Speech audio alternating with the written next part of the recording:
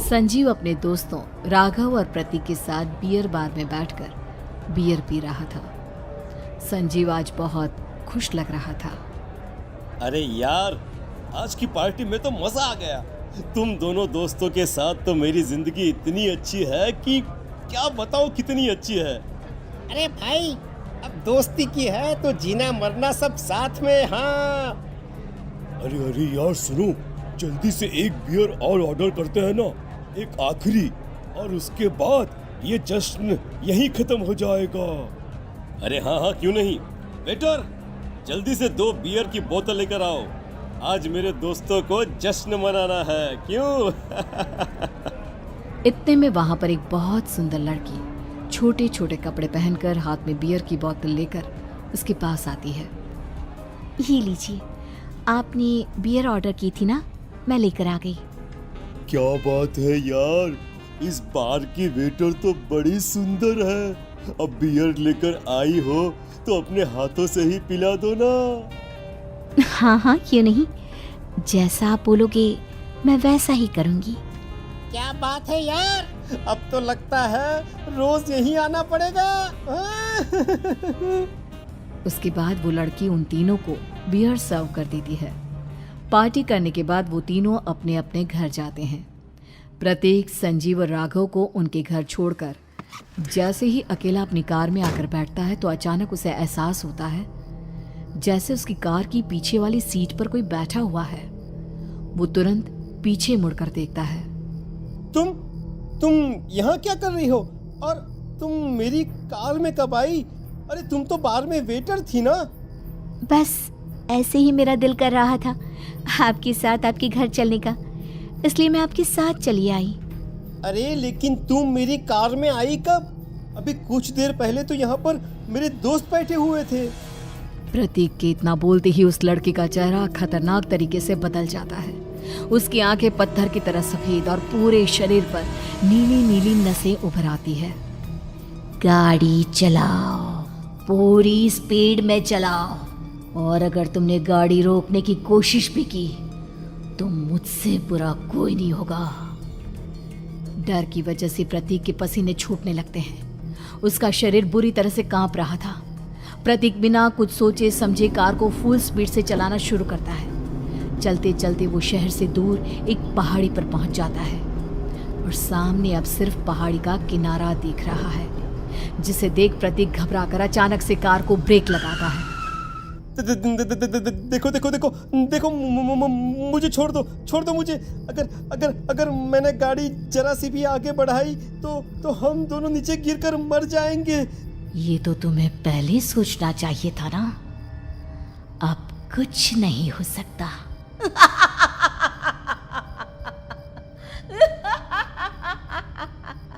छोड़ दो मुझे। नहीं, प्लीज मुझे छोड़ दो। प्लीज मुझे जाने दो। छोड़ दो मुझे। गाड़ी आगे बढ़ाओ। और तभी अचानक से बिना प्रतीक के स्टार्ट किए उनकी कार आगे बढ़ती है और गहरी खाई में गिर जाती है। उसके चीखने की आवाज एक चारों तरफ सुनाई देती है।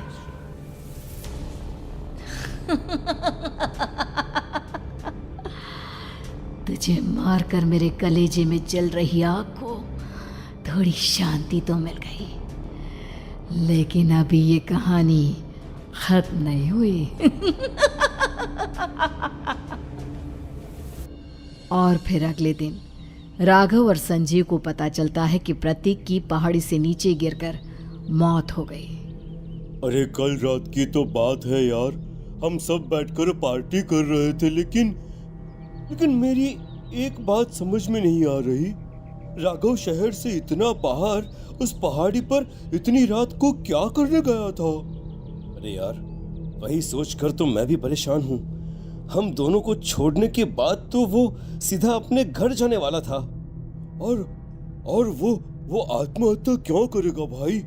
कल रात तक वो कितना खुश था, हमारे साथ सेलिब्रेट कर रहा था। हाँ, लेकिन पुलिस ने तो यही कहा है कि प्रतीक ने अपनी कार को जानबूझकर पहाड़ी से नीचे गिरा दिया और आत्महत्या कर ली। अरे यार, संजीव मेरी तो कुछ भी समझ में नहीं आ रहा है। चल ठीक है, अब मैं अपने घर जाता हूँ। Okay bye. राघव अपने घर में अकेला था। दोपहर का वक्त था। तभी दरवाजे की घंटी बजी। कौन है? अरे 1 मिनट रुको, अभी आता हूँ। राघव ने जैसे ही दरवाजा खोला उसने देखा कि सामने एक बहुत खूबसूरत लड़की खड़ी हुई है। कौन है आप और यहाँ किससे मिलने आई हैं? देखिए ना, बाहर बारिश शुरू हो गई थी, मेरी गाड़ी खराब हो गई है। आपका घर नजर आया तो सोचा कुछ हेल्प ले लेती हूँ। क्यों नहीं, आइए ना, आइए आइए। मेरे कपड़े पूरे भीग चुके हैं, क्या आपके पास टॉवल मिलेगा प्लीज? राघव अपने बाथरूम से एक टॉवल लाकर उस लड़की को देता है। थैंक यू सो मच, अब मैं चलती हूँ। अरे इतनी क्या जल्दी है? आप चाहे तो बारिश रुकने तक यहाँ पर रुक सकती हैं। हाँ। लड़की ने पलटकर राघव की तरफ देखा। नहीं, मुझे जाना होगा, मेरा काम बाकी है। और वो वहां से चली गई। उस लड़की के जाने के बाद राघव अपने बाथरूम में नहाने के लिए गया और जैसे ही उसने बाथरूम में देखा तो उसका टॉवल वहीं पर लटका हुआ था।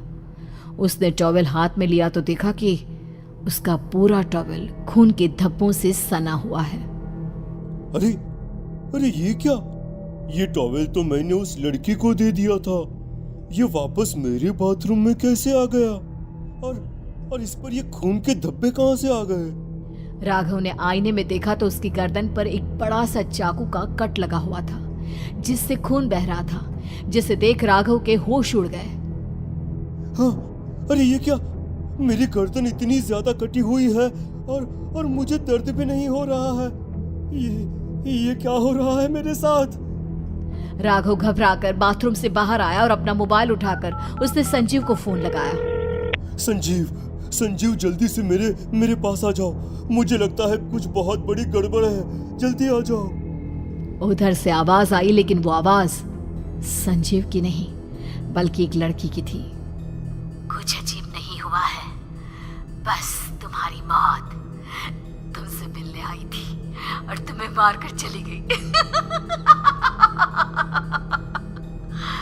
अब तुम इस दुनिया का हिस्सा नहीं हो राघव, इसलिए तुम्हें अपनी गर्दन के कटने का दर्द भी महसूस नहीं हो रहा। नहीं, ऐसा नहीं हो सकता, ऐसा नहीं हो सकता। कौन हो तुम? तुम्हारी मौत। अब संजीव के पास खबर पहुंचती है कि राघव ने अपने ही घर में चाकू से गर्दन काटकर आत्महत्या कर ली। ये सुनने के बाद संजीव के होश उड़ गए। वो पसीने से तरबतर हो गया और एक अनजाना डर अब उसके दिल को सताने लगा। संजीव के साथ ही उसका एक छोटा भाई राजीव भी रहा करता था। अपने भाई को इस तरह परेशान देखकर राजीव उसके पास आया। अरे भैया, क्या हुआ भैया? आप इतने घबराए हुए क्यों लग रहे हैं? प्रतीक और राघव की मौत, मेरा मतलब मेरी कुछ समझ में नहीं आ रहा भाई। अचानक से मेरे दोनों दोस्तों ने आत्महत्या क्यों कर ली? अरे वो तो मेरी भी समझ में नहीं आ रहा है भैया। हाँ, हो सकता है कि कोई परेशानी होगी और इसीलिए उन्होंने ऐसा किया होगा। हाँ, लेकिन दोनों की जिंदगी में एक साथ परेशानी और दोनों का इतनी खतरनाक तरीके से आत्महत्या करना, कहीं ऐसा तो नहीं मैं भी मर जाऊंगा? अरे आप ऐसी बातें क्यों कर रहे हैं भैया? वैसे ही मैं इतना परेशान हूँ। जब से अंजलि ने मेरा साथ छोड़ा है तब से सब कुछ बहुत अजीब सा हो गया है। रोज रात को डरावने सपने आते हैं। ऐसा लगता है जैसे अंजलि बार बार मेरे सपनों में आकर मुझे डराने की कोशिश करती है। अंजलि का नाम सुनते ही संजीव की आंखें फट गई और उसके गले में आवाज अटक गई। उसके चेहरे पर घबराहट साफ नजर आ रही थी। कौन थी वो लड़की जिसने प्रतीक और राघव को आत्महत्या की आड़ में मौत के घाट उतार दिया? और कौन थी अंजलि जो बार बार राजीव के सपनों में आकर उसे डरा रही थी? अंजलि का नाम सुनकर संजीव इतना घबरा क्यों गया? इन सवालों के जवाब जानने के लिए देखिए इस खतरनाक कहानी का अगला भाग।